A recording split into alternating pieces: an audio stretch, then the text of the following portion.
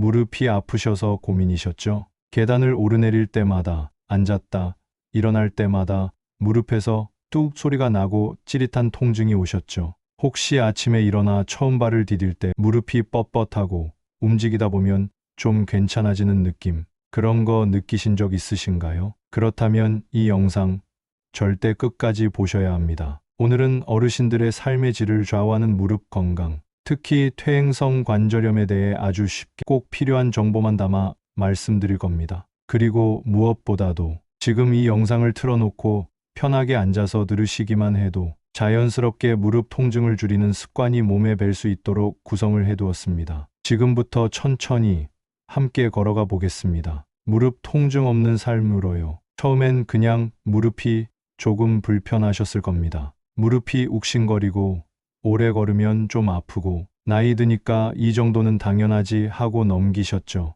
하지만 조심하셔야 합니다. 이게 퇴행성 관절염의 시작일 수 있습니다. 퇴행성 관절염은 말 그대로 관절이 낡아가는 병입니다. 자동차도 오래 쓰면 부품이 닳듯이 우리 무릎도 수십 년을 걷고 뛰고 무게를 버티다 보면 닳기 마련이거든요. 그런데 문제는 그냥 닳는 것에서 끝나지 않는다는 겁니다. 한번 닳기 시작한 관절은 연골이 얇아지고 관절 사이가 좁아지고 심지어 뼈끼리 부딪히게 되면 뼈가 깎이고 자라나면서 더 큰 통증을 유발하죠. 많은 분들이 말씀하십니다. 그냥 무릎만 아픈 줄 알았는데 나중엔 걸을 수가 없더라. 맞습니다. 무릎은 우리 삶의 기둥입니다. 앉고 일어서고 걷고 계단을 오르내리고 무릎이 안 좋아지면 외출도 꺼리게 되고 움직임이 줄면 근육이 빠지고 근육이 줄면 낙상의 위험도 커지고 결국 누워만 있게 되는 겁니다. 그럼 어떻게 해야 할까요?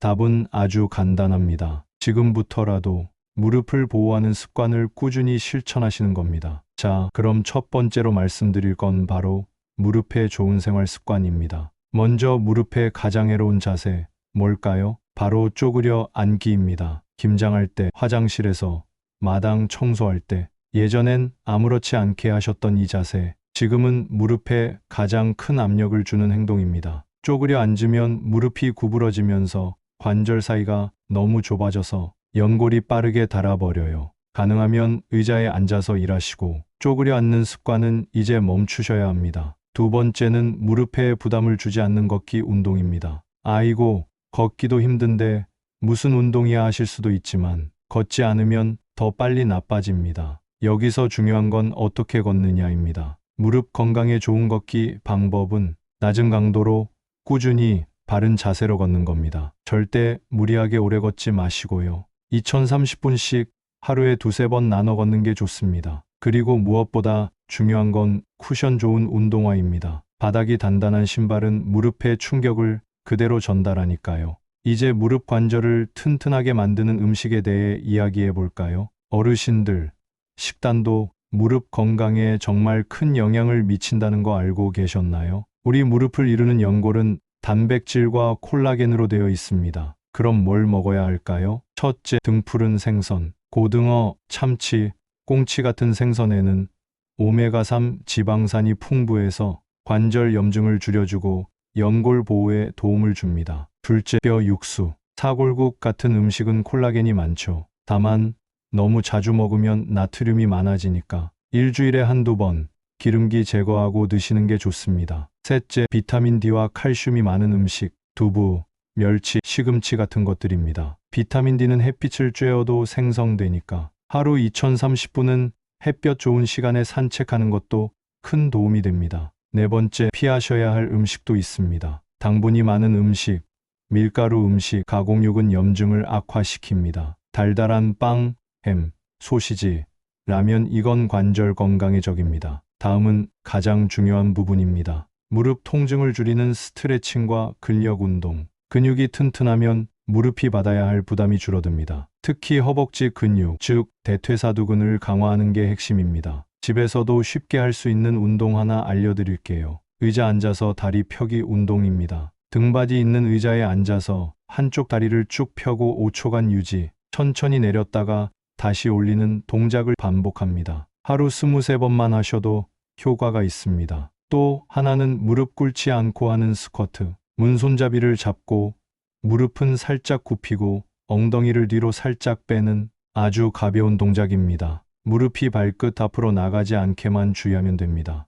운동은 꼭 천천히, 무리하지 마시고요. 몸이 아프면 멈추는 게 정답입니다. 마지막으로 드리고 싶은 말씀은 이겁니다. 무릎이 아프다고 가만히 계시면 더 나빠집니다. 움직이는 만큼 건강은 유지됩니다. 그리고 지금 이 영상을 보며 내 몸을 걱정하고 계신 그 마음이 바로 건강의 시작입니다. 나이 들수록 중요한 건 체력이고 그 체력을 지키는 첫 번째가 바로 무릎입니다. 오늘부터 쪼그려 앉는 습관 줄이고 쿠션 좋은 신발 신고 가볍게 걷고 연골에 좋은 음식 챙겨 드시고 간단한 스트레칭 꾸준히 하세요. 지금은 조금 불편해도 3개월만 실천하시면 확실히 달라진 무릎을 느끼실 수 있습니다. 혹시 이런 적 있으셨나요? 평소엔 괜찮은데 날씨가 흐리거나 비 오기 전에는 무릎이 쑤시는 느낌. 그게 뭔가 싶으셨죠? 이건 기압의 변화 때문입니다. 기압이 낮아지면 관절 내부의 압력도 변해서 신경이 자극을 받아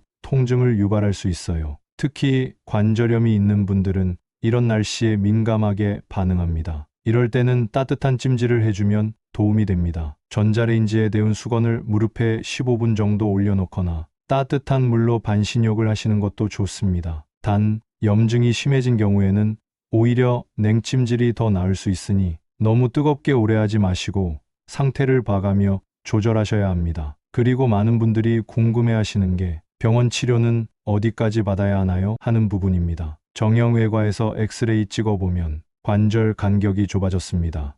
연골이 다 닳았어요.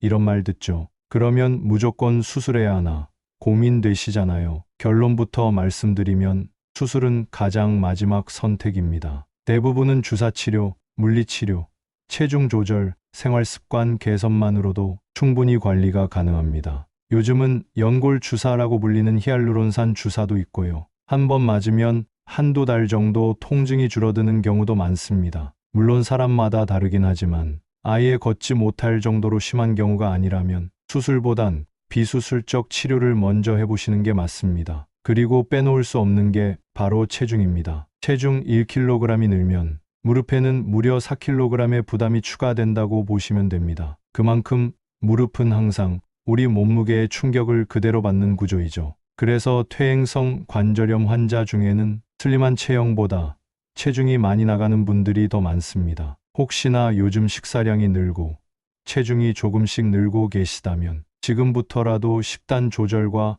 가벼운 운동으로 체중을 관리하셔야 합니다. 특히 저녁 늦게 드시는 습관, 그게 무릎 건강에 은근히 영향을 줍니다. 음식은 가급적 6시, 7시 사이에 마무리하시고 소화될 시간을 확보해야 체중이 늘지 않아요. 그런데 무릎 건강을 잘 지키시려면 단지 관절만 관리하셔서는 안 됩니다. 허벅지 근육, 종아리 근육, 엉덩이 근육, 즉 하체 전체가 튼튼해야 무릎 하나에 집중된 부담을 나눌 수 있습니다. 예를 들어 무릎이 아픈 분들은 대개 평소의 걸음걸이가 조금 달라져 있습니다. 자기도 모르게 절뚝거리거나 한쪽 다리에 무게를 실으면서 걷게 되거든요. 이렇게 되면 한쪽 무릎만 더 빨리 닳게 됩니다. 그래서 거울 앞에서 걷는 모습을 한번 점검해 보세요. 양쪽 발에 고르게 힘이 실리고 있는지, 몸이 좌우로 기울어지지 않는지 체크하시는 것도 큰 도움이 됩니다. 이쯤 되면 이런 생각도 드실 거예요.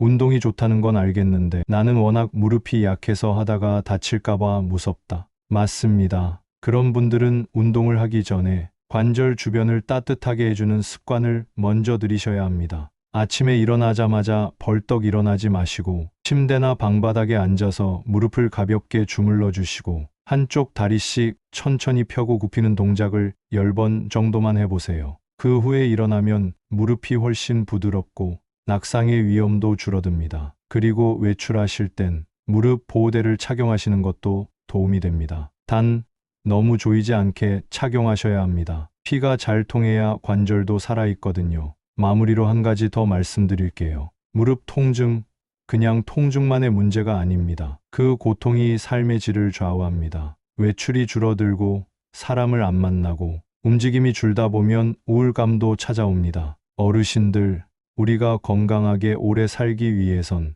무릎이 괜찮아야 합니다. 이건 단지 걸을 수 있다는 의미가 아닙니다. 무릎이 건강하면 시장도 혼자 다닐 수 있고 손자, 손녀랑 공원에서 같이 놀 수도 있고 내가 나답게 살 수 있는 겁니다. 그리고 그건 결코 멀리 있지 않습니다. 오늘 이 영상에서 말씀드린 몇 가지 습관만 실천하셔도 당신의 무릎은 확실히 바뀔 수 있습니다. 자, 정리해 볼게요. 쪼그려 앉는 자세는 피하고 의자 사용 습관 들이기, 쿠션 좋은 신발 신고 짧게 자주 걷기, 등푸른 생선, 두부, 멸치, 사골국 등 무릎에 좋은 식단 유지, 의자 앉아서 다리 펴기, 벽 잡고 스쿼트 등 안전한 운동 실천, 따뜻한 찜질과 충분한 스트레칭으로 무릎 유연하게, 무릎뿐만 아니라 허벅지, 종아리, 엉덩이 근육까지 함께 관리. 무릎 통증을 절대 방치하지 말고 병원 치료도 병행할 것. 혹시 오늘 들으신 내용 중 기억나지 않거나 헷갈리는 부분이 있으시다면